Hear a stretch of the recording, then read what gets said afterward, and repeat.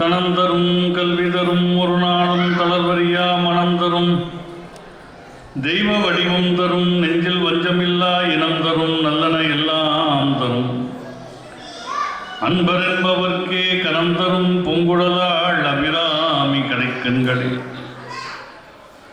காதலாகி கசிந்து கண்ணீர் மல்கி ஓதுவார் தம்மை நன்னெறி குய்ப்பது வேதம் நான்கிலும் மெய்ப்பொருள் ஆவது நாதன் நாமம் நமச்சிவாயவே. தெளிவு குருவின் திருமேனி காண்டல், தெளிவு குருவின் திருவார்த்தை கேட்டல், தெளிவு குருவின் திருநாமம் செப்பல், தெளிவு குரு குரு சிந்தித்தல் தானே திருச்சிற்றம்பலம்.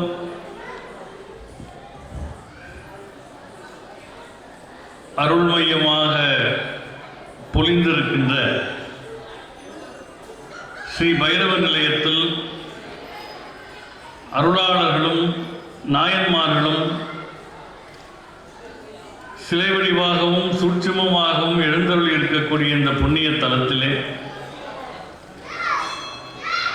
இந்த அருமையான வேளையில் நம்முடைய வழிபாட்டுக்குரிய பைரவ சுவாமிகளுடைய திருவிழா பாங்கின் வண்ணம் சைவத்தில் விருந்தோம்பல் என்ற தலைப்பில் உங்களோடு பேச திருவருள் கூட்டுவித்திருக்கிற இந்நிலையில் சுவாமிகள் உள்ளிட்ட இந்த சபையினை வணங்கி மகிழ்கிறேன். எனக்கு 1994 திருமணமாச்சு. மீனாட்சி சன்னதியில் திருமணம். அதனால் அந்த மாங்கல்யம் அணிவிக்கிற அந்த 3 to 5 நிமிடங்கள் தான் நான் மணமாலை அணிந்திருந்தேன்.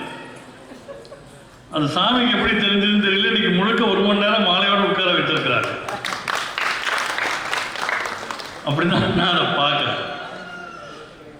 சாமி சொன்னாங்க, ஆர்வம் உள்ளவர்கள் மட்டுமே அரங்கில் இருப்பார்கள், நீங்க பேசணும்னு படித்தார்கள். எழுத்தாளர் ஜெயகாந்தன் ஒரு முறை சொன்னார், கூட்டமாக நிறைய பேர் வருவதை விட கூர்மையானவர்கள் வருவது போதும்னு சொன்னார். அது மட்டும் இல்லாமல் நாங்கள்லாம் ஆரம்ப காலத்தில் பேச்சுத்துறைக்கு வந்த புரிதல் இந்த மாதிரி நிறைய கிராம பக்கங்களுக்கெல்லாம் கூட்டிக் கொண்டு போவார்கள். அப்போ இந்த மாதிரி ஒரு அரங்கம் இருக்கும். இப்போ இங்கே இவ்வளோ பேர் இருக்கீங்க, அப்போ அருமை கூட இருக்க மாட்டாங்க. நம்ம முரளிகிருஷ்ணன் இருக்காரு, அவர் மாதிரி வந்து அமைப்பாளர் ஒருத்தர் இருப்பார், அப்புறம் இந்த மைக் செட் வச்சவர் இருப்பார். நான் இப்படி கண்ணை மூடி மண்ணுலகத்தினில் பிறவி மாசரன்னு பாட்டெல்லாம் சொல்லி நிமிந்து பார்த்தா அமைப்பாளர் இருக்க மாட்டார், மைக் செட்காரர் இருக்க மாட்டார். தொடங்கிட்டோமேன்னு நான் பேசுகிறேன்.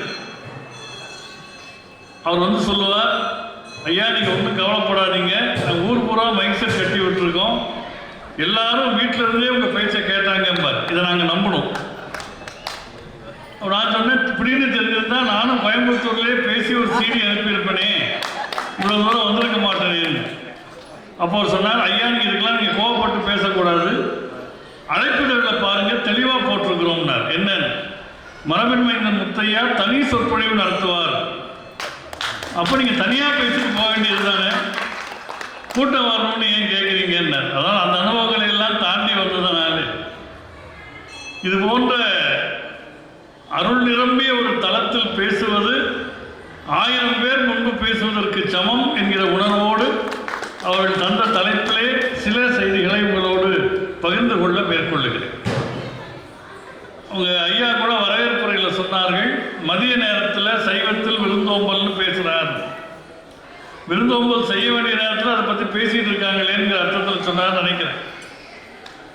என்ன காரணம்னா, இறைப்பசிக்கு ஒரு மனிதன் செல்ல வழி இறைப்பசியை ஆற்றுவது, இறைப்பை பசி. உங்களுக்கெல்லாம் தெரியும், பூம்பாவை பதிகம்னு ஞானசம்பந்தர் அருளினார். மட்டிட்ட புன்னையும் காணல் வடமையிலேன்னு ஆரம்பித்து அதை கூட இந்த அட்டமி நாள் காணாத போதையோ பூம்பாவை அழைப்புகளில் கூட போட்டிருக்காங்க. அந்த மொத்த பூம்பாவை பதிகத்துடைய சாரத்தையும் 4 வரிகளில் சேர்க்கிறார் அருளினார். அவர் என்ன சொன்னார்னா,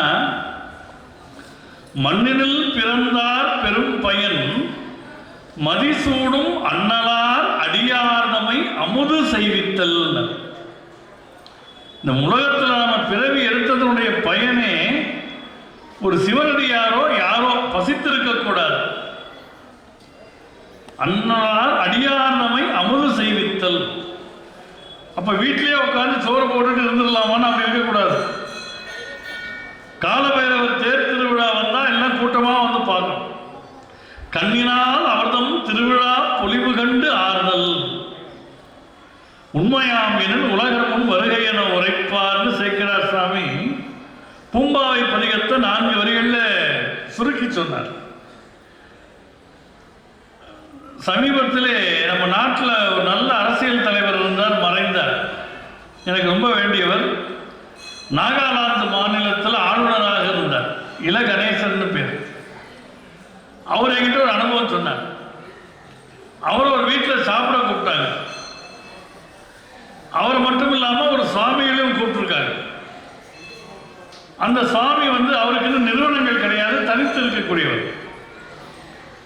அன்னைக்கு சாமி சாப்பிட்ட வேகத்தை பார்த்தா ஒரு சாமி சாப்பிட்ற மாதிரி இல்லை, ஒரு சம்சாரி சாப்பிட்ற மாதிரி இல்லை.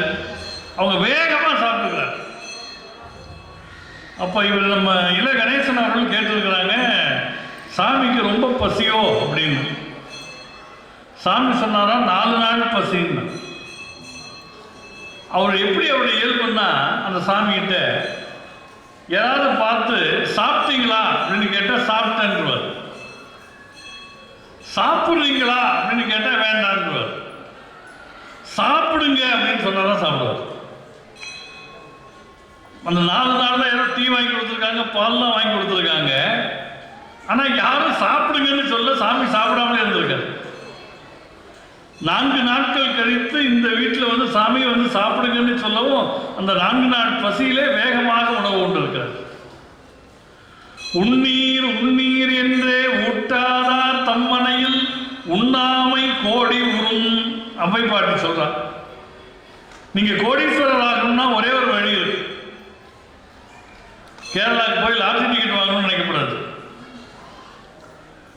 நீங்க யாராவது சொந்தக்காரங்க வீட்டுக்கு போனீங்கன்னா வேண்டாத வெறுப்பா சாப்பாடு வச்சுட்டு மேலங்கீழையும் பார்த்தாங்கன்னா அங்க சாப்பிடாம எந்திரிச்சு வந்துட்டா நீங்க கோடீஸ்வரர் அர்த்தம்.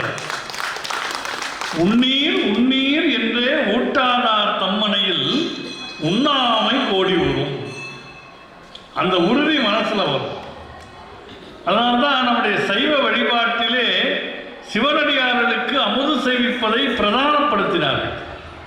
அன்னம்பாலிக்கும் தில்லை சிற்றம்பலம் பொன்னம்பாலிக்கும் மேலும் இப்பூமிசை என் அன்பு ஆலிக்குமாறு கண்டு இன்புற இன்னம்பாலிக்குமோ இப்பிறவியே. சாமி பாடுறார். அப்ப பசித்திருப்பவர்களுக்கு உணவு அளிப்பது என்பது ஒரு பெரிய விஷயம். சாமி மாதிரி அயல் நாடுகள் போயிருக்காங்க, நானும் சில நாடுகள் போயிருக்கேன். இந்த மேற்கத்திய நாடுகள் போனால் என்ன சொல்லுவாங்க தெரியுமா? இந்த வீதி ஓரத்தில் சாப்பாட்டுக்கு வழி இல்லாமல் சுற்றிட்டு இருப்பான். அவனை கண்ணுக்கு கண் பார்க்காதேன்னு சொல்லி தருவாங்க எங்களுக்கு பயணம் போகிறவங்க. நீ கண்ணுக்கு கண் பார்த்தீங்கன்னா அவன் பக்கத்தில் வருவான், பணத்தை கேட்பான், பிரச்சனை பண்ணுவான் அப்படின்னு. மேற்கு நாடு என்ன சொல்லுகிறது? ஒருவன் பசியோடு இருந்தா அவன் கண்ணுக்கு கண் பார்க்காதே அப்படின்னு சொல்லி தருது. ஆனால் நம்ம நாட்டில் என்ன சொன்னாங்க தெரியுமா? பசித்தோர் முகம் பார் அப்படின்னு சொல்லி கொடுத்தாங்க. பசித்தோர் முகம் பார். பார், அவன் கண்ணை பார், அவனுடைய சிரமத்தை பார், உன்னால் முடிந்ததை செய். நீங்க மணிக்கணக்கா விஸ்தாரமா பூஜை பண்றது சில பேருக்குலாம் முடியாது. சில பேர் ஒரு மரியாதையை சொல்றோம், பல பேருக்கு முடியாது. நிறைய பேர் இப்படி வண்டி ஓட்டிட்டு போறப்ப பிள்ளையாருக்கு ஒரு சல்யூட் வச்சுட்டு போவான். அவன் நினைப்பான் விநாயகரும் தும்பிக்கையை தூக்கி சல்யூட் வைப்பார், தாண்டி போயிடுவான். திருமூலர் சொல்றார், உனக்கு அது முடியலன்னா ஒரு இலையை பறிச்சு போடு. யாவருக்குமாம் இறைவருக்கு ஒரு பச்சிலை, யாவர்க்குமாம் பசுவுக்கு ஒரு வாயுரை, யாவர்க்குமாம் உண்ணும் போது ஒரு கைப்பிடி, யாவர்க்குமாம் பிறர்க்கு இன்னுரைதானே. அப்ப பிறருடைய பசியை போக்குவது அப்படிங்கிறது நம்ம கடமைகள்ல ஒன்று. சில ஊர்களில் வீட்டுக்கு விருந்தாளி வந்துட்டாருன்னா 1/4 மணி நேரம், அரை மணி நேரம், 3/4 மணி நேரம் பேசிக்கிட்டு இருப்பார். அவர் கிளம்புற வழியாக இருக்காது, சாப்பாட்டு நேரம் வந்துடும். அவர் சாப்பிட்டு போகலான்னு வந்திருப்பார். இவர் அனுப்பிட்டு சாப்பிடலான்னு இருப்பாங்க. அப்போ ஒருத்தர் கேட்பார், நீங்கள்லாம் எங்கள் வீட்டிலலாம் சாப்பிடவா போகிறீங்க அப்படிம்பார் அந்த வீட்டுக்குரியவர். அது வந்தவர் விட மாட்டார். அப்படி மாட்டேன்னு சொன்னால் மட்டும் நீங்கள் என்ன விட்டுறவா போகிறீங்க அப்படிம்பார். ஏதா இவன் சாப்பிடாம கிளம்ப மாட்டான் போல இருக்கே அப்படின்ட்டு அப்படியே சாப்பிட்டாலும் போகிறப்ப பிள்ளைங்க கையில் ஒரு 50-100 கொடுக்காமலையா போயிடுவீங்க அப்படின்னு வீட்டுக்குரியவர் கேட்குறாரு. நாங்கள் கொடுத்தாலும் வாங்குற மாதிரியா பிள்ளைகளை வளர்த்துருக்கீங்கன்னு அவர் கேட்குறாரு. இதுக்குதான் விடா கண்டன் கொடா கண்டன் பேர். இல்லம் என்பதே வருபவர்களை விருந்தோம்பி உபசரிப்பது.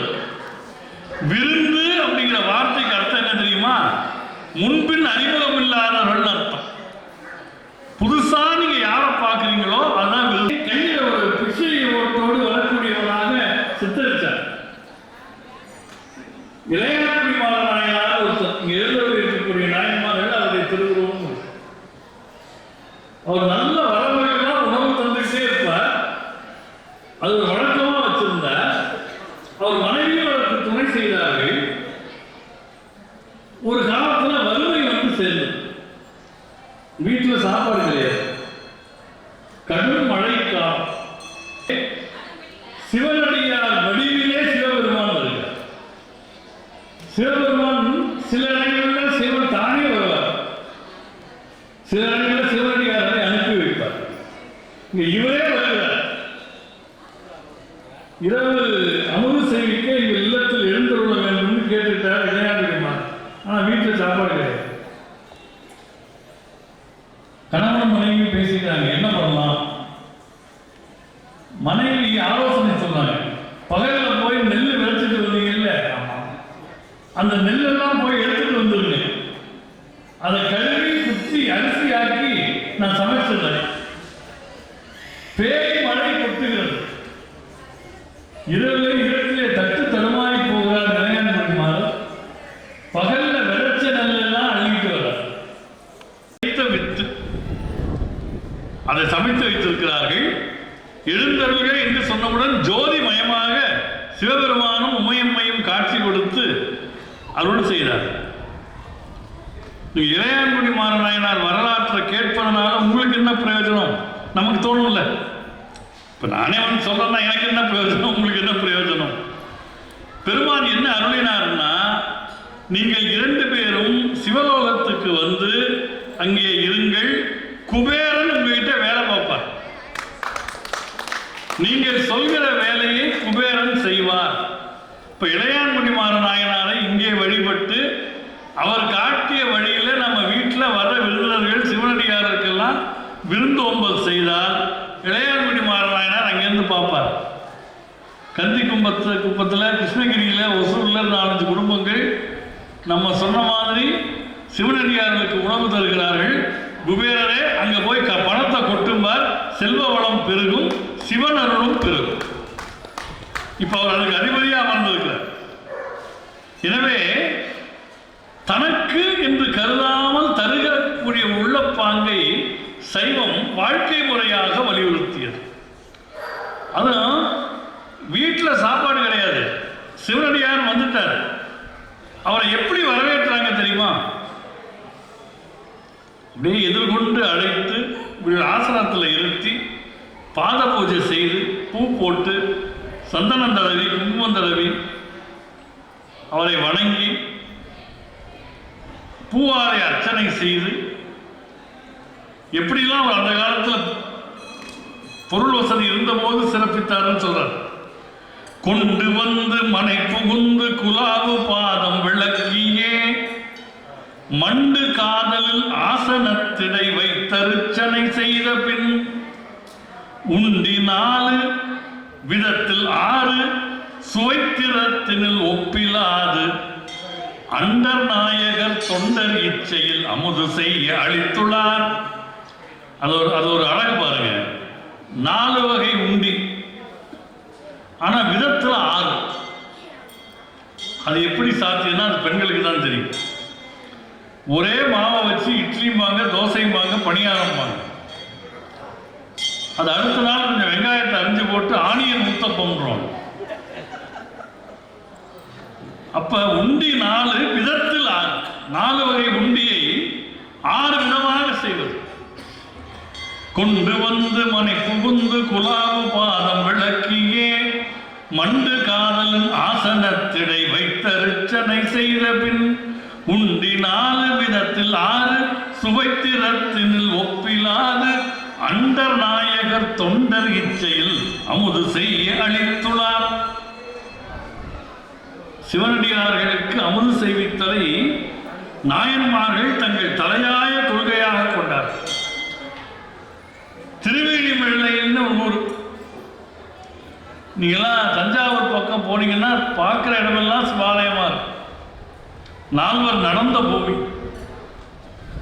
அங்க திருவேணிமலையில ஒரு காலத்துல பெரிய பஞ்சம் வந்தது. சாப்பாட்டுக்கு வழி கிடையாது. சிவன் கோயிலுக்கு ஒரு பக்கத்திலே ஞானசம்பந்தர் திருமணம் அமைத்து தங்கியிருக்கிறார், இன்னொரு பக்கம் திருநாவுக்கரசு சாமி மடம் அமைத்து தங்கியிருக்கிறார். சிவன் அடியார்கள் பசித்திருப்பதை பார்த்து அவங்க 2 பேரும் பெருமான் கிட்ட போய் விண்ணப்பிக்கிறாங்க. பெருமாள் என்ன சொன்னார்? 2 பலிபீடம் இருக்கு, 2 வாசல்ல, ஆளுக்கு ஒரு காசு தினம் வைக்கிறேன், அதை வச்சு நீங்க எல்லாருக்கும் சாப்பாடு போட்டுருங்க. திருநாவுக்கரசு சாமி மடத்துக்கு ஒரு காசு வரும், இங்க ஒரு காசு. இந்த பணத்தை இப்பெல்லாம் நம்ம ஜிபேல அனுப்புறோம் இல்லையா, அதை முதல்ல கண்டுபிடிச்சவரே சிவபெருமான் தான். அவர் பல வித்தியாசமான விஷயங்களை செய்திருக்கிறார். நான் கூட ஒரு பள்ளிக்கூடத்தில் போய் பேசுகிறப்ப கேட்டேன். அன்னைக்கு ஒரு சாயங்காலம் பட்டிமன்றம் நடக்குது. அங்கே ஒரு பட்டிமன்றம் மாதிரி ஒரு இளைஞர்கள் ரொம்ப புத்திசாலியா, வயசில் பெரியவங்க புத்திசாலியான ஒரு பட்டிமன்றம். அதில் இளைஞர்களுக்குன்னு ஒருத்தர் பேசினார். இன்னைக்கு பேச போகிற இளைஞர்கள் மாதிரி ஆவேசமாக ஒருத்தர் பேசினார். அவர் என்ன கேட்டாருன்னா, சார் ரேடியோவை யார் கண்டுபிடிச்சா? மார்க்கோனி தானே கண்டுபிடிச்சாரு, அவங்க அப்பாவை கண்டுபிடிச்சாரு. அப்ப இளைஞர்கள் தானே புத்திசாலி அப்படின்னாரு. அப்ப பெரியவங்க தான் புத்திசாலிங்கிற கட்சியில் பேச ஒருத்தர் இருந்துச்சு சொன்னார், மார்க்கோனி தான் ரேடியோவை கண்டுபிடிச்சார், அவங்க அப்பாவை கண்டுபிடிச்சாரு ஒரு எதிர்கட்சியில் கேட்டார். அப்படிலாம் கேட்கக்கூடாது, அவங்க அப்பா தான் மார்க்கோனியவே கண்டுபிடிச்சார் அப்படின்னாரு. அது ஒரு நியாயமான வாதமாக போச்சு. இப்போ இந்த பெரியவங்களா இளைஞர்களா அப்படிங்கிற அந்த வாக்குவாதம்லாம் நிறைய வருது. பெரியவர்களாயினும் இளைஞர்களாயினும் சிவநெறியில் இருக்கிற போது அவர்களுக்கு சில வழிகாட்டுதல் தரப்படும். ஞானசம்பந்த பெருமான், திருநாவுக்கரசர் பெருமான் 2 பேருக்கும் படிக்காசு தரப்படும். இந்த படிக்காசை வச்சுக்கிட்டு சாப்பாடு போடும்.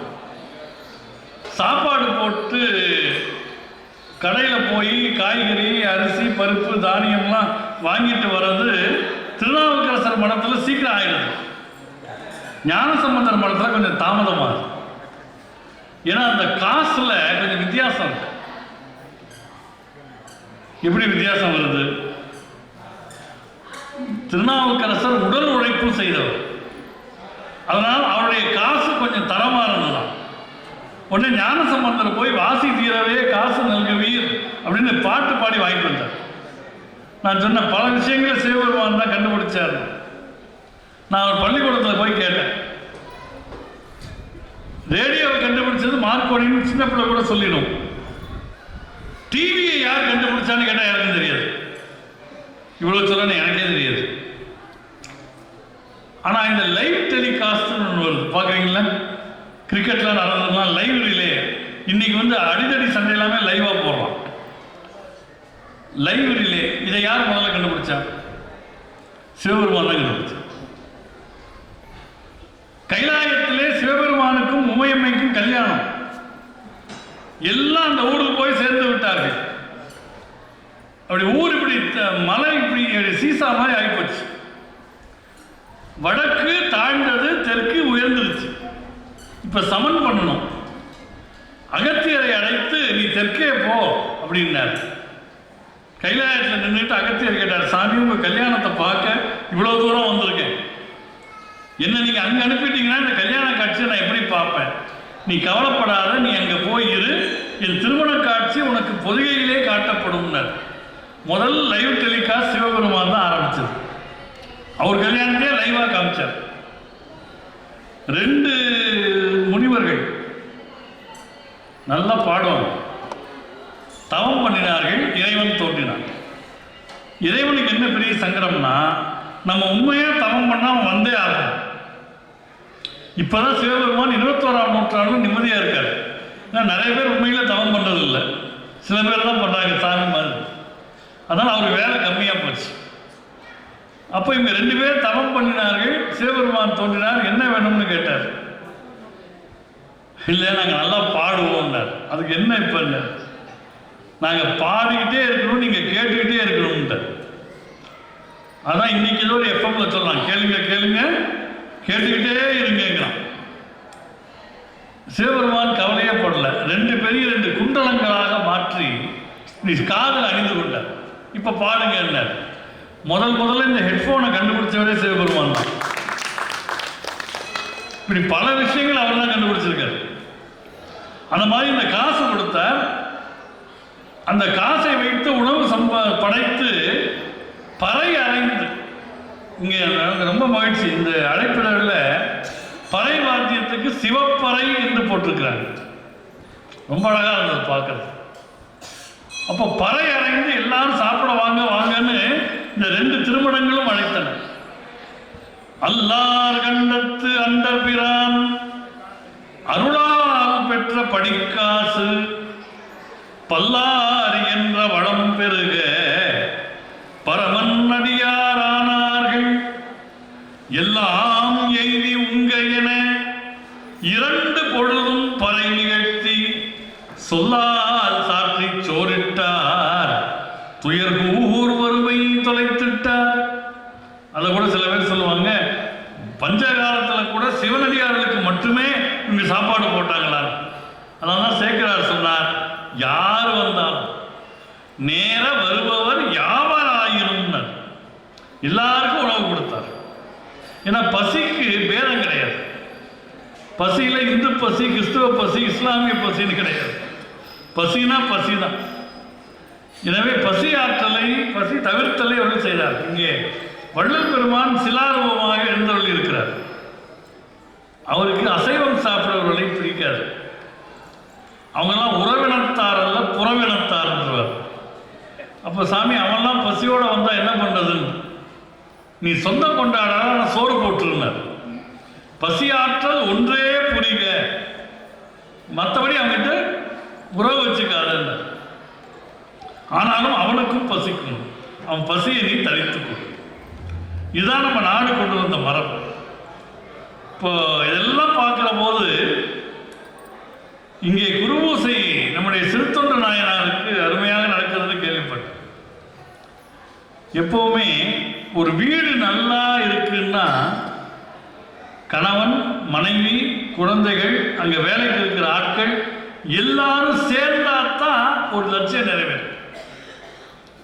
இன்னைக்கு கணவனுக்கு மட்டும் ஒரு லட்சியம் இருந்து மனைவி அதெல்லாம் வேணாங்க, சம்பள கவரை மட்டும் சரியா கொடுத்துருக்குன்னு சொன்னா அவருக்கு லட்சியவாதியா இருக்க வாய்ப்பு இல்லை, அலட்சியவாதியாக தான் இருப்பார். அவர் நிலம் அப்படிதான் போயிடும். எல்லாம் சேர்ந்து முயற்சி பண்ணும். கணவன், மனைவி, குழந்தை, வீட்டில் வேலை பார்க்கக்கூடிய பெண். அது சிறுத்தொண்டர் வீட்டில் இருந்து என்னைக்குமே வேலைக்கு ஆட்கள் சரியா அமைகிறது கஷ்டம். 2 பேர் பேசிக்கிட்டாங்க. 2 பேர் பெரிய முதலாளிகள். முதலாளி சொன்னார், இந்த உலகத்திலேயே என்னோட டிரைவர் மாதிரி முட்டாள் யாரும் கிடையாதுன்னார். 2வது முதலாளி அதெல்லாம் கிடையாது, ஏன் டிரைவர் மாதிரி முட்டாள் எங்கேயுமே இல்லைன்னா. பார்த்துடலாமா நாங்கள் பாரு. முதலாளி ஒரு டிரைவரை கூப்பிட்டார். டேய் பாக்கெட்லேருந்து 50 ரூபா எடுத்து கொடுத்தார். 50 ரூபாய் கொடுத்து ஒரு பென்ஸ் கார் வாங்கிட்டு வாங்கினார் 50 ரூபாய்க்கு. அவன் சரிங்க முதலாளின்னு போயிட்டான். பத்தியா ஐயா, எங்கள் ஆள் எவ்வளோ முட்டாடுப்பார், நீ இதை சொல்லல ஏன் ஆளை பாருன்ட்டு இவர் அவரோட டிரைவரை கூப்பிட்டார். ஏய் வீட்டில் போய் நான் இருக்கிறான்னு பார்த்துட்டு வா அப்படின்னாரு. அவனும் சரிங்க முதலாளின்னு போயிட்டான். இப்போ பாரு அப்படின்னு அவரு சிரிச்சார். இப்போ இந்த 2 டிரைவரும் கடத்தலில் போய் சந்திச்சுக்கிட்டாங்க. இந்த முதல் டிரைவர் சொன்னா, எங்கள் முதலாளி இருக்காரு, அவர் மாதிரி முட்டாள் யாருமே கிடையாதுன்னா. ஏன்னா 50 ரூபாய் கொடுத்தாரு, பென்ஸ் காரை வாங்கிட்டு வர சொன்னார். இன்னைக்கு ஞாயிற்றுக்கிழமை எவன் கடை திறந்துருப்பான்னு கேட்டார். 2வது ஆள் சொன்னான், அவன் எங்கால் அதை விட முட்டாள், வீட்டில் போய் நான் இருக்கிறான்னு பார்த்துட்டு வாங்குறாரு. அவர்கிட்டையும் ஃபோன் இருக்கு, வீட்லேயும் ஃபோன் இருக்கு. ஒரு ஃபோன் பண்ணி ஹலோ நாங்கள் இருக்கிறான்னு கேட்க வேண்டியது தானே, வேகாத வெயில்ல என்ன அனுப்புறாரு. என்ன பணியாட்கள் அமைவது பெருசு. அதனால பாரதியார் சொன்னார், கூலி மிக கேட்பார், கொடுத்ததெல்லாம் தாமரப்பார், வேலை மிக வைத்திருந்தால் வீட்டிலேயே தங்கிடுவார், ஏனடா நேற்று நீ இங்கு வரவில்லை என்றால் பானையிலே தேளிருந்து பல்லால் கரித்ததென்பார், வீட்டிலே பெண்டாட்டி மேல் பூதம் வந்ததென்பார், பாட்டியார் செத்துவிட்ட 12ஆம் நாள் என்பார், சேவகரால் பட்ட சிரமம் மிக உண்டு கண்டீர்னார் பாரதியார். அப்போ எல்லாம் சேர்ந்து ஒத்துழைக்கும். சிறுத்தொண்டர் அவருக்கு பரஞ்சோதின்னு பேர், பல்லவர்கிட்ட தளபதியா இருந்தார். அவருடைய சிவபக்தியை அறிந்து பல்லவர் வேலையிலிருந்து நீங்க விடுவிச்சு விட்டார். முதல்ல வாலண்டரி ரிட்டையர்மெண்ட் வாங்கினவரே சிறுத்தொண்டர் தான். எனக்கு இந்த சண்டை போடுற வேலை வேண்டாம் அப்படின்னு. அவர் மனைவி ஒரு அற்புதமான தெய்வ வழிபாடு உள்ளவர், திருவெண்காட்டு நங்கைன்னு பேர். அவங்களுக்கு மகனா சீராளர் பிறந்தார்னு சேக்கிரார் சொல்ல, சீராளர் அவதரித்தார். நீராரும் சடைமுடியார் நிறையருளால் பெருந்தவத்து பேராளர் அவர் நமக்கு பெருகு திரு மனையரத்தும் வேறாகி விளங்கு திருவெண்காட்டு நங்கைபால் சீராளத் தேவர் எனும் திருமைந்தர் அவதரித்தார். அவங்க வீட்டில் எப்படின்னா தினம் யாராவது ஒரு சிவனடியாருக்கு உணவு படைத்து விட்டுத்தான் இவங்க சாப்பிடுவாங்க. அன்னைக்கு சிவனடியார் யாரும் கிடைக்கல. தேடி தேடி பார்க்கிறாரு, ஒரு சிவனடியார் கூட வரல. அப்ப இவர் பேர் பரஞ்சோதி, சிறுத்தொண்டர் ஊர்ல எல்லாம் கூப்பிடுவாரு. அவர் வெளியில புறப்பட்டு போனார். யாராவது பசித்த சிவனடியார்கள் இருந்தால் அழைத்து வந்து அமுது படைக்கலாம்னு போறார். அவர் அப்படி போயிருப்பார். காபாலிக வடிவத்திலே பெருமான் இங்கே எழுந்தருள்ளார். காபாலிக துறவிமார் இருக்காரு பாருங்க, பண்பாடு தான். வீட்டுக்கு வந்தார். சிறுத்தொண்டர் வீட்டில் இல்லைன்னதும் அவங்க மனைவி உள்ள கூப்பிட்டு உட்கார சொல்றாங்க. ஆண் இல்லாத வீட்டுக்குள்ளே நான் வரமாட்டேன், நான் கோயிலில் போய் மரத்தடியில் உட்கார்ந்துருக்கேன், உன் வீட்டுக்காரர் வந்து அங்கே வந்து என்னை பார்க்க சொல்லுன்னார். இவர் ஊர் பூரா தேடிட்டு யாரும் சிவனடியார் கிடைக்கலன்னு வரவும் மனைவி சொன்னாங்க, கவலையே படாதீங்க, ஒரு சாமி வந்துட்டார், மரத்தடியில் உங்களுக்காக காத்திருக்கிறார். இவர் போய் ரொம்ப பணிந்து வணங்கினார். பார்த்து கேட்டார், நீரோ பெரிய சிறு தொண்டர். இவரே பேரை சிறு தொண்டர்னு வச்சிருக்காரு. இவர் கிண்டல் பாருங்க, நீரோ பெரிய சிறு தொண்டர், அப்படிதான் என்ன ஊர்ல இருக்கிறவங்க சொல்லுவாங்க. நீங்க எங்க வீட்டில் வந்து அமுது செய்யணும். நான் 6 மாதத்துக்கு ஒரு தடவை தான் உணவு உண்பது. இவருக்கு பகீர்னு ஆயிடுச்சு. நல்ல வேலையாக இந்த நாள் அந்த நாள் இவருக்கு ஒரு நிறைவு. நான் சாப்பிட்றேன், ஆனா பசு மாமிசம் சாப்பிடுவேன். அதிர்ச்சி. பசு மாமிசம், பசு மாமிசம்னா 4 கால் பசு இல்லை, 2 கால் பசு. இவருக்கு புரியல. 5 வயசுக்குள்ள குழந்தை இருக்கணும், வீட்டுக்கு ஒரே பிள்ளையா இருக்கணும். அந்த பிள்ளைய அம்மா பிடிச்சுக்க அப்பா அறுத்து சமையல் பண்ணும். அந்த குழந்தைய தான் நான் சாப்பிடுவேங்கிறது. 6 மாசத்துக்கு உதவி தான் சாப்பிடுவாராம். அந்த நாள் இந்த நாளா அந்த குழந்தை 5 வயசுக்குள்ள இருக்கணுமா, மாசம் மறு இல்லாமல் இருக்கணுமா, அம்மாவும் அப்பாவும் மனமு வந்து சமைச்சு படைக்கணுமா. இப்போ என்னடா பண்ணுறதுன்னு வீட்டுக்கு வந்து இப்படியே நிற்கிறார் சிறு தொண்டர். அப்போ நிரம்ப நிதி கொடுத்தால் தருவார் உடனேங்கிறார். பணம் கொடுத்தா சில பேர் வறுமையில் இருக்கிறவங்க வேற வழி இல்லாமல் பிள்ளை கொடுத்தாலும் கொடுப்பாங்க. அப்போ திருவெண்காட்டு நாங்கள் கேட்டாங்க, ஏங்க பிள்ளையை கொடுத்துருவாங்க, அம்மாவும் அப்பாவும் பிடிச்சு கறி சமைப்பாங்களா? அடுத்த சிக்கல். அப்போதான் 2 பேரும் முடிவெடுத்தார்கள். தங்கள் வீட்டிலேயே அந்த குழந்தை இருக்கிறது, 5 வயசுக்குள்ளதான் இருக்கு, பள்ளிக்கூடம் போயிருக்கு, போய் பிள்ளையை கூட்டிட்டு வாங்க அப்படின்னு. இவர் போய் அந்த குழந்தைய தோளில் தூக்கிட்டு வருகிறார். சிவனடியாருக்கு இப்போ அது உணவாக பிள்ளையை சித்தம் செய்யணும். தாய் அந்த குழந்தையை நீராட்டும். ஒரு குழந்தையை எப்படி குளிக்க வைக்கிறதுன்னு குடும்ப விளக்கில் பாரதிதாசன் சொல்றார். தங்க துளி மாதிரி சீயக்காய் எடுத்து இந்த உடம்புல தேய்ச்சி தண்ணீர் விட்டு நீராட்டுவாங்க. தூய செம்பும் துளிகளை போன்ற சீயக்காய்த்தூள் செங்கையில் அள்ளி சிட்டு காட்டியும் சிறுகதை சொல்லியும் தொட்டு தேய்த்து துளிர் உடல் நலுங்காது. அந்த குழந்தை எப்படி இருக்குன்னா தங்கச்சிலை மாதிரி இருக்கான். நின்ற திருக்கோல பொன்னின் சிலைகளுக்கு நன்னீராட்டி நலம் செய்த பின்னர் அந்த மாதிரி இந்த குழந்தையை குளிக்க விட்டுறாங்க. அம்மாவுக்கு என்ன இயல்புன்னா குழந்தையை குளிக்க வச்சு துவட்டி விட்டு கண்ணுக்கு மெய் எழுதி பொட்டு வச்சுட்டு அந்த குழந்தைய நெஞ்சோட இறுக்கி ஒரு முத்தம் கொடுப்பான். அதை பண்ண போயிட்டா. தலை செவியாச்சு, மை தடவியாச்சு, பொட்டு வச்சாச்சு, குஞ்சி திருத்தி தலையெல்லாம் சரி பண்ணி நெஞ்சோடு அணைத்தானா திருவெண்காட்டு நங்கை. ஒரு முத்தம் கொடுக்க போனானா பிள்ளைக்கு. ஆனால் இப்போ என் பிள்ளை இல்லை, இது சிவனுக்குரிய உணவு, அது எச்சில் ஆகிவிடக்கூடாதுன்னு முத்தம் கொடுக்காம விட்டான். எவ்வளோ நுட்பமாக சேக்கிரார் சாமி பாடுறாரு.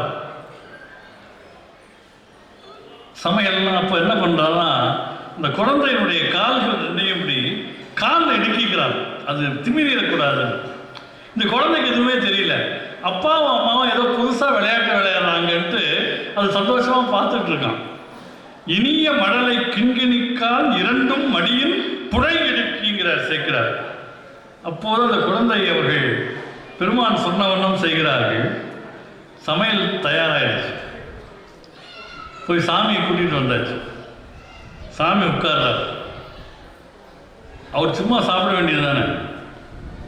திருநீர் அணிந்த இன்னொரு அடியவர் இருந்தால் தான் நான் சாப்பிடுவேங்கிறார். இவரை பிடிச்சிட்டு வர்றதையே ஒரு பிள்ளை இறக்க வேண்டியதாக போச்சு. இதில் திருநீர் அணிந்த இன்னொரு அடியவருக்கு எங்கே போகிறதுன்னு யோசிச்சப்போ வந்தவரே சொன்னார், சிறு தொண்டரே நீரே திருநீர் பூசிய சிவனடியார் தான், நீ உட்காருன்ட்ட. அவர் பிள்ளைக்கறி. இப்போ சாமி சாப்பிடாமலே உட்கார்ந்துருக்கிறார். பொதுவாக என்ன ஒரு பழமொழி உண்டு, பந்திக்கு முந்து படைக்கு பிந்து. அது உண்மையான அர்த்தம் என்ன தெரியுமா? இப்போ யாராவது இப்போ நீங்கள் ஏன் இருக்கீங்க, என்னை வீட்டுக்கு சாப்பிட கூப்பிட்றீங்கன்னு வச்சுங்க, பயப்படாதீங்க, இப்போலாம் வந்துட மாட்டேன். ஒரு உதாரணத்துக்கு சொல்கிறேன்.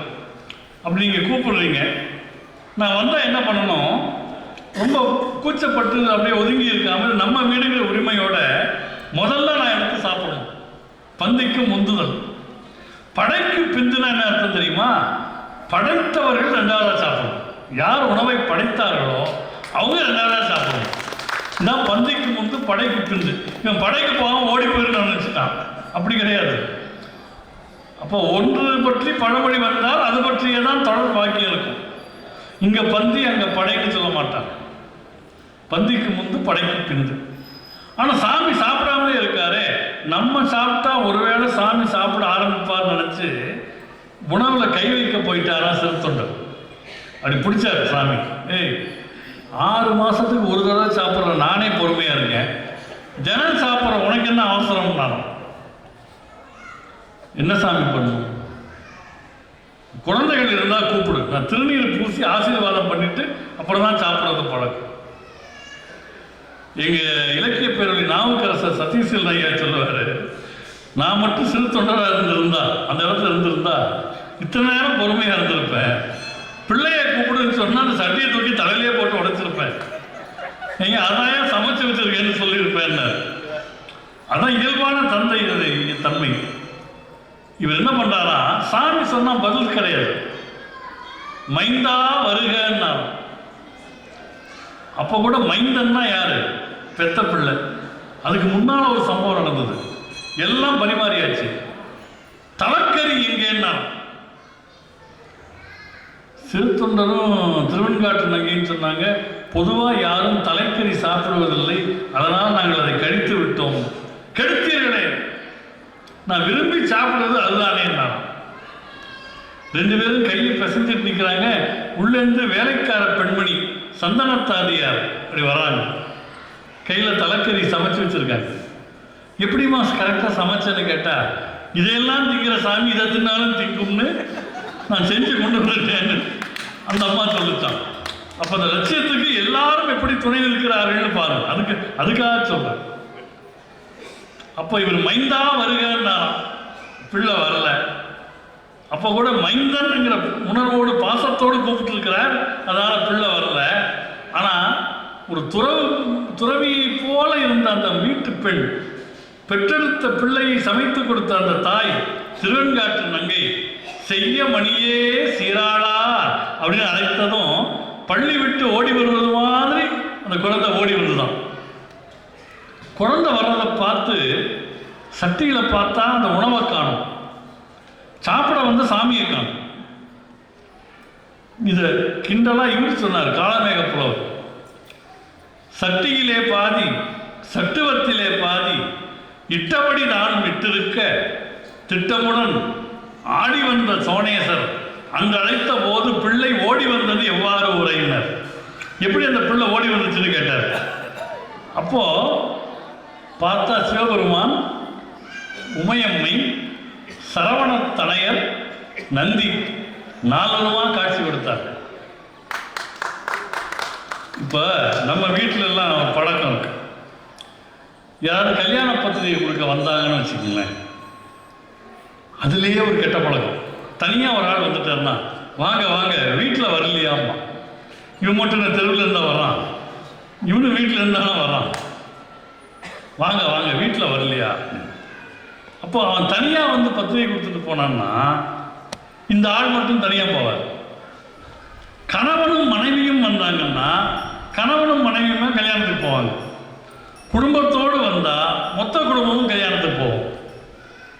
இதை ஆரம்பித்து வச்சவரே இந்த சிவபெருமான் தான்.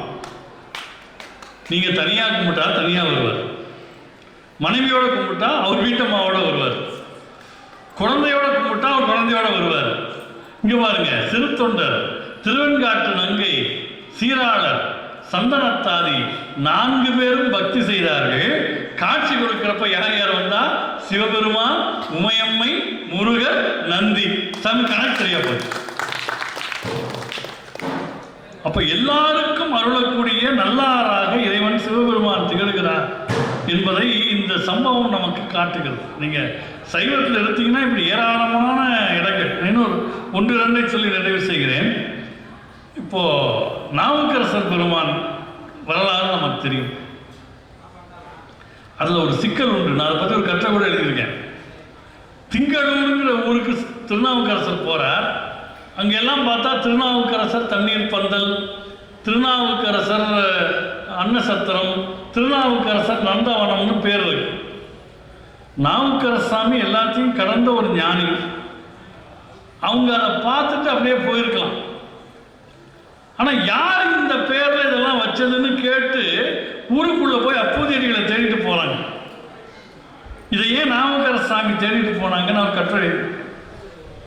தான் பேருங்கிறதுக்காக இல்லை, சின்ன வயசுல திருநாவுக்கரசரா அவங்க உருவாகிறதுக்கு முன்னால மருள்நீக்கியார்னு அவங்க பேர் இருக்கிற போது அவங்க அப்பா இறந்து போயிட்டாங்க, அம்மா இறந்து போயிட்டாங்க, அக்காவுக்கு பார்த்த மாப்பிள்ளை கலிப்பகையார் சண்டையில் இறந்து போயிட்டாரு, அக்கா துறவி ஆயிட்டாங்க திலகவதியார்.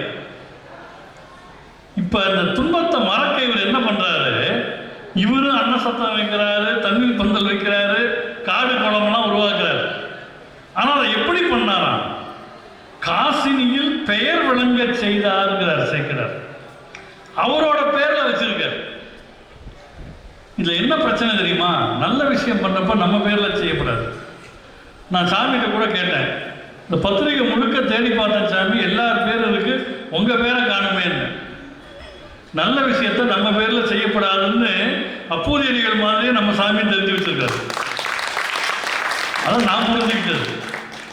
அப்போ என்ன ஆச்சு தெரியுமா? அவர் மருள் நீக்கியாரா திருநாவுக்கரசர் இருந்தப்ப தான் பேர் விளங்க எல்லாம் பண்ணியிருக்கிறார். அப்போ வரவன் சும்மா போக மாட்டான். அன்னசாத்தத்தை வந்து நல்லா வயிறு முட்டை சாப்பிட்டு, இந்த திருநாவுக்கரசர் சாப்பாட்டு மையம்னு இருக்கு, அது யார் வச்சது? மருள் நீக்கியார் பேரில் இருக்கு, அது யார் வச்சது? அதை ஏன் கேட்குறீங்க? அவர் இளைஞர், பாவம், அவங்க அப்பா போயிட்டாங்க, அம்மா போயிட்டாங்க, அக்கா சாமியார் ஆகிட்டாங்க, ஐயோ பாவம் அப்படின்னு போவான். இவனுக்கு சோறு போட்ட பாவத்துக்கு இவன் ஐயோ பாவம்னு போவான். இப்படி ஊரில் உள்ளவங்கெல்லாம் அவர் பேரை பார்த்துட்டு அவர் கதையை கேட்டு பாவம் பாவம்னு சொல்ல சொல்ல இவருக்கு ரெண்டு பக்கமும் ஒரு குழப்பம் வந்துருச்சு. அந்த குழப்பத்து நடுவில் தான் அவர் சமணத்துக்கு போகிறார். நம்பர் அருளாமையாங்கிறார். இப்போ இவர் இங்கே வந்து பார்க்குறாரு, இந்த ஊரில் யாரோ ஒரு ஆள் இருக்காரு, நல்ல காரியங்கள் செய்தால் தன் பெயரில் செய்யாமல் தன் மதிப்பிற்குரியவர்கள் பேரில் செய்யணும்னு ஒரு ஆள் தெரிஞ்சு வச்சிருக்காரு. அவரை பார்க்கணும் தான் போறாரே தவிர தான் பெயர் என்பதற்காக போகிறார். அப்போதையடிகள் அவர்கிட்ட போய் தன்னை இன்ட்ரடியூஸ் பண்ணியிருக்கலாம். அவர் யாரோ மாதிரி வந்து இந்த ஈரல் மனைகள் தோறும் நும்பெயர் எழுதாதே வேறொரு பேர் எழுதியது என்று கேட்டார். அப்போதையடிகள் கோபம் வந்துருச்சு. சிவவேடத்தில் இருக்கீங்க, நாவுக்கரசர் பேரை போய் வேறொரு பேர் இருக்கிறீங்களே. இப்போ நம்ம கோபம் வந்துருச்சுன்னா கூட கண்ணாப்பிடான்னு திட்டிடும். ஆனால் அவர் பாருங்க, நன்று அருளி செய்திலே இருக்கிறார். நீங்கள் சொன்னது நல்லா இல்லை, நன்று அருளி செய்திலே இருக்கு. நான் தான் பாருங்க. அப்புறம் சொல்ல அவர் பெரிய மகிழ்ச்சி, தான் குருவாக வணங்கக்கூடியவர் வீடு தேடி வந்திருக்கிறாரே அப்படின்னு. சாமி சொன்னாங்க, குரு தேடி வந்த கதையை இப்போ தான் பேசிட்டு இருக்கோம். எப்பவுமே இறை பக்தியிலே நாம் ஈடுபட்டு இருந்தால் நம்மை தேடி நம் குரு வருவார். தாய்மானவர் சொல்றார், மூர்த்தி தலம் தீர்த்தம் முறையாய் தொழுபவர்க்கு வார்த்தை சொல்ல சத்குருவும் வாய்க்கும் பராபரமே. அப்படி தானாக அப்போதையடிகளை தேடி நாவுக்கரசர் பெருமான் வந்தார். எங்க வீட்டில் நீங்க அமுது செய்யணும், கோயிலுக்கு போயிட்டு வந்தால நீங்க உணவை சித்தம் செய்யுங்கள். அப்போதையடிகளுக்கு திருநாவுக்கரசர்னா அப்படி ஒரு பைத்தியம். வீட்டில் எல்லாத்துக்கும் திருநாவுக்கரசன் தான் பேர். பெரிய பிள்ளைக்கு பெரிய திருநாவுக்கரசு, சின்ன பிள்ளைக்கு சின்ன திருநாவுக்கரசு, படிக்கு திருநாவுக்கரசு, உழக்குக்கு திருநாவுக்கரசு, எல்லாம் ஒரு பேர். பெரிய பையனை போய் சாமிக்கு சாப்பாடு போடணும், அமுதம் செய்யணும், இலை அறுத்துட்டு வாண்டார். நல்லா அந்த இலை சுருண்டு இருக்கு. அந்த இலையை பிரிச்சான் பாருங்க பையன், உள்ளிருந்து பாம்பு கையை தீண்டி.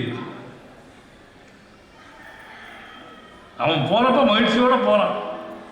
நாவுக்கரசர் பெருமான் சாப்பிட இலை அறிகிற பாக்கியம் எனக்கு, நல்லதாய் தந்தையேவா நான் இது செய்யப்பெற்றேன்ட்டு போறான்.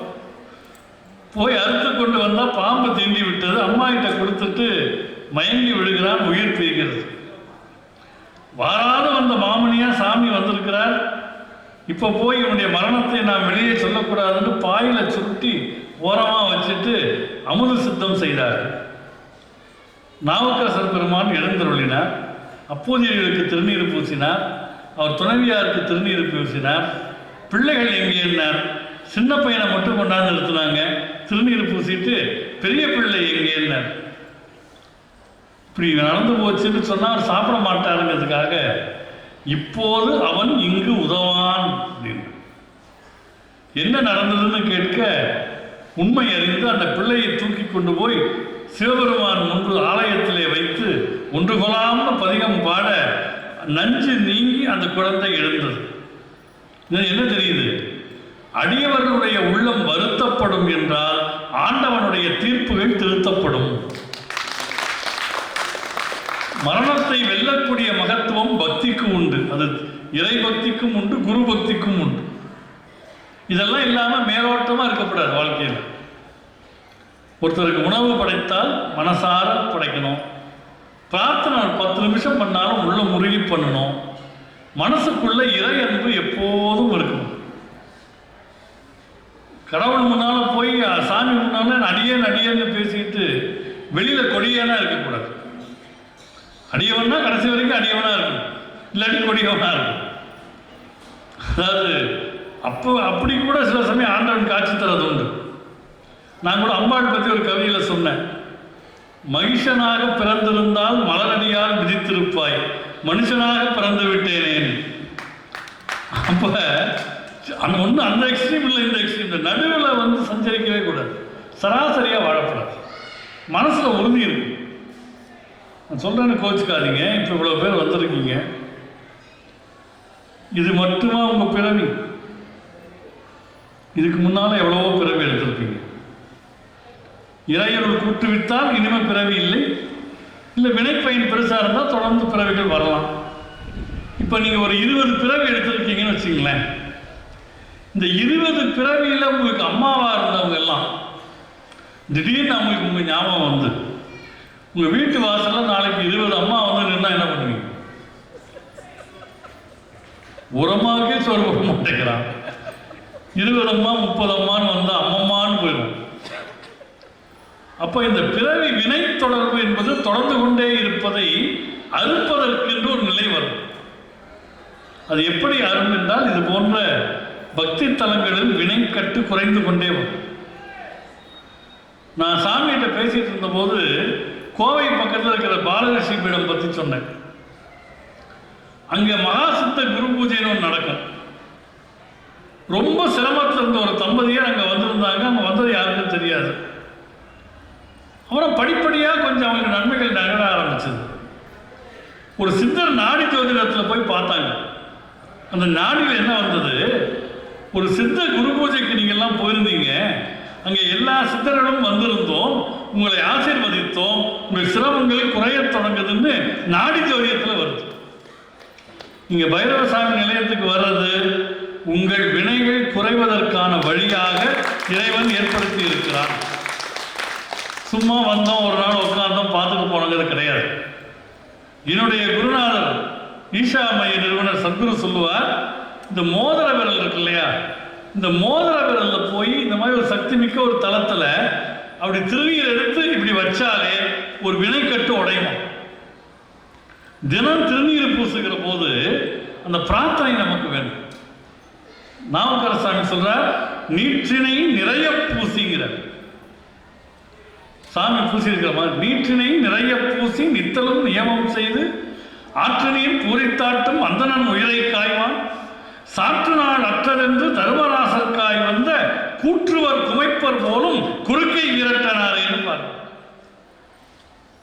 சிவனை உறுதியாக பற்றி கொண்டால் உயிரை எடுக்க வருகிற யமன் தடுமாறி நிற்பான்.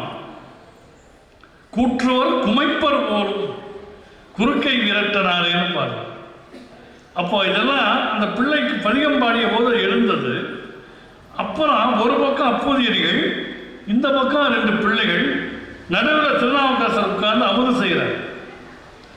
ஒரு பழக்கம் வச்சுக்கோங்க, வீட்டுக்கு விருந்தாளிகள் வந்தால் குழந்தைகளை போய் வரவேற்க சொல்லும். அது ஸ்கிரீனுக்கு பின்னால் போய் ஒழியுது.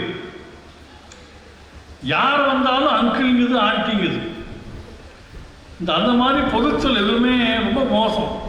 தமிழில் அங்கிள் ஆண்டியே கிடையாது. சித்தப்பானா சித்தப்பா, பெரியப்பானா பெரியப்பா, மாமானா மாமா. இவன் பொதுவாக அங்கிள்ன்றான். அது என்ன உறவுன்னே தெரிய மாட்டேங்குது. அப்போ பக்கத்து வீட்டு அங்கிள் ஆண்டியோட பேசுறது உண்மையான அங்கிள் ஆண்டி வந்தால் உள்ளே போய் ஒழியுது. நான் சில நூல்கள் எழுதிட்டு இருப்பேன். பெரிய பெரிய தொழிலதிபர்களுடைய வாழ்க்கை வரலாறு நூல்கள் இப்போ ஆங்கிலத்திலிருந்து மொழிபெயர்த்து எழுதிட்டு இருக்கேன். நான் கற்றுக்கொண்ட விஷயம் என்னன்னா, ஒரு குழந்தை பண்பாட்டோடு ஒழுக்கத்தோடு வளர்வது அவர்கள் பெற்றோர் வளர்ப்பில் தான் இருக்கிறது. அப்ப பெற்றோராக இருக்கிறவங்க சில தியாகங்கள் பண்ணணும். நீங்க சொல்லித்தர வேணாம், வாழ்ந்து காட்டினா போதும். சாயங்காலமானா வீட்டில் விளக்கேற்றுறது, 2 தேவாரம் திருமுறை சொல்றது, அது நீங்க பண்ண பண்ண பிள்ளைகள் பார்த்து பழகும். நீங்க குழந்தைய உள்ள போய் படின்னு சொல்லிட்டு சீரியல் பார்க்கக்கூடாது. தொலைக்காட்சி தொடர் மாதிரி இடர் எதுவுமே கிடையாது. மனித மனத்தில் மாசை விளை. என்ன நீங்கள் ஒரு 4 சீரியல் தொடர்ந்து பார்த்தீங்கன்னா எந்த சொந்தக்காரனையும் நம்ப மாட்டீங்க. எல்லாம் வில்லியாக தெரிவாங்க. எதிர்மறை உணர்வுகளை நாம் வீட்டுக்குள் கொண்டு வந்து சேர்க்கக்கூடாது. தினமும் திருமுறை ஓதுகிற வீடுகளில், தினமும் விளக்கேற்றுகிற வீடுகளில் மங்களம், ஆரோக்கியம், செல்வம் நிறைந்து வளரும். அந்த பழக்கம் வரும். அது அப்படிதான் பெரியவங்களாம் இருந்தாங்க. இடையில நாம் பொழுதுபோக்குங்கிற பெயரில் நம்முடைய காலத்தை வீணடித்துக் கொண்டிருக்கிறோம். நாவுக்கரசர் பெருமான் இப்படி உட்கார்ந்துருக்கிறார், இங்கே அப்போதையடிகள், இங்கே 2 பிள்ளைகள். நீங்கள் வீட்டில் அப்படி ஒரு காட்சியை கற்பனை பண்ணி பாருங்க. நாங்கள் கிராமங்கள் ஒரு வேளை இருக்கலாம், இப்படி எல்லாம் சேர்ந்து உட்கார்ந்து சாப்பிட்ற பழக்கமே இல்லை. சேக்கரார் சாமி சொல்றார், மைந்தரும் மறையோர்தாமும் மருங்கிருந்து அமுது செய்ய சிந்தை மிக்கு இல்லமாதர் திரு அமுது எடுத்து நல்க கொந்தவிழ் தாது கொன்றை கூத்தனார் அடியாரோடும் அந்தமிழ் ஆழியார் அங்கு அமுது செய்து அருளினார். அந்த வீட்டில் தமிழில் யாழி போல் விளங்கக்கூடிய நாவுக்கரசர் பெருமான் அமுது செய்து அருளினார். நான் நிறைவாக ஒன்று சொல்ல போறேன். இதனுடைய விளைவு என்ன தெரியுமா? சிவனடியார்களுடைய அருள் நமக்கு கிடைக்கும். அதான் மெயினா. கூட ஒரு இலவச இணைப்பும் கிடைக்குமா? நீங்க பத்திரிகைகள்லாம் வாங்கினீங்கன்னா இந்த வெள்ளிக்கிழமை ஒரு மலர் போடுவாங்க, ஆன்மீக மலர். ஞாயிற்றுக்கிழமை ஞாயிறு மலர், ஒரு நாள் சிறுவர் மலர்லாம் இணைப்பு வரும். அந்த மாதிரி சிவனடியார்கள் இப்போ இருக்காங்களே, இவங்களுடைய அருள் நமக்கு கிடைக்கும். கூட ஒரு இலவச இணைப்பு கிடைக்குமா? அது என்ன தெரியுமா? இப்போ ரொம்ப மகிழ்ச்சியோட ஒரு சிவனடியாரை எதிர்கொண்டு வீட்டுக்குள்ள கூப்பிட்டு வர்றீங்க. மாறிலா மகிழ்ச்சி பொங்க எதிர்கொண்டு மனையில் எய்தி ஈரிலா அன்பில் மிக்கார்க்கு இன்சுவை ஏற்குமாற்றால் 6 நம் சுவைகள் ஓங்க சமைத்து அவர் அருளே அன்றி. இதையும் சொல்லிட்டார்ல. இப்ப சிவனடியார் அருள் மெயினா கிடைக்குது. கூட இலவச இணைப்பு என்ன தெரியுமா? நாறு பூங் கொன்றை நாதர் நம்பர்தம் அருளும் பெற்றார். சிவன் என்ன பண்ணுகிறான்? தன் அடியார்களுடைய குருவருளை பிரதானப்படுத்தி இலவச இணைப்பாக தன்னுடைய அருளையும் சேர்த்து தர்றான். நாறுவும் கொன்றைவேணி நம்பர்தம் அருளும் பெற்றார் அப்படின்னு சேக்கரார் பாடுகிறார் என்றால் அடியவர்களுக்கு எவ்வளவு பெரிய முக்கியத்துவத்தை கொடுத்திருக்கிறார்கள். அடியவர்களுக்கு அமுது படைப்பதை எவ்வளவு பெரிய கடமையாக கருதியிருக்கிறார். இப்போ நல்ல உச்சி வெயில் காலம், வீதியில் நடந்து போறீங்க, மதியம் செருப்பு போடாமல் போறீங்க, தலையில நேராக சூரிய வெளிச்சம் படுது, தலைக்கு ஒன்றும் ஆகிறது இல்லை. ஆனால் கொதிக்கிற வீதியில காலை வச்சா கால் என்ன, வெறுங்கால், கொப்பளம் வந்துடும், கொத்து போயிடும். நம்ம பெரியவங்க சொன்னாங்க, சூரியனுடைய கதிர் நேரா தலையில படுது, அது சிவபெருமானுடைய கோபம் மாதிரி, அது கூட உங்களை பாதிக்காது. ஆனால் சிவன் அருளை வாங்கி வெளிப்படுத்துகிற அடியவருடைய கோபம் பாதிக்குமா? அந்த காலை பொத்து போற மாதிரி. ஈசன் நின்றாலும் ஈசன் அருள் பெற்றுயர்ந்த நேசர்கள் நிற்பது அரிது. எனவே சிவனடியார்களை சிவ வடிவமாக பார்ப்பது நம்முடைய மரபு. குருவே சிவம் என கூறின நந்தி அப்படின்னு திருமூலர் பெருமான் அருளி செய்கிறார். எனவே சிவனடியார்களையும் பசித்த உயிர்களையும் போற்றி பராமரித்து அமுது செய்வித்து அதன் மூலமாக இறையருளை பெற வேண்டும் என்கிற உயர்ந்த நோக்கத்தை சைவம் நமக்கு வலியுறுத்தி இருக்கிறது என்ற செய்தியை சொல்லி இங்கே சுவாமிகளை தரிசிக்கவும் உங்களையெல்லாம் காணவும் கூட்டுவிட்ட திருவருளையும், அதற்காக என்னோடு தொலைபேசியிலே கண்ணாமூச்சி ஆடிய நம்முடைய முரளி கிருஷ்ணன், அவர் கூப்பிட்றப்ப நான் இருக்க மாட்டேன், நாங்கள் ஒரு அவர் இருக்க மாட்டேன், ரொம்ப முயன்று அவர் அழைத்து வந்தார். அவருக்கும் எல்லோருக்கும் நன்றி தெரிவித்து இந்த உரையை இந்த அளவிலே நிறைவு செய்கிறேன். திருச்சி. நாட்டவர்க்கும் நிறைவா போற்றி.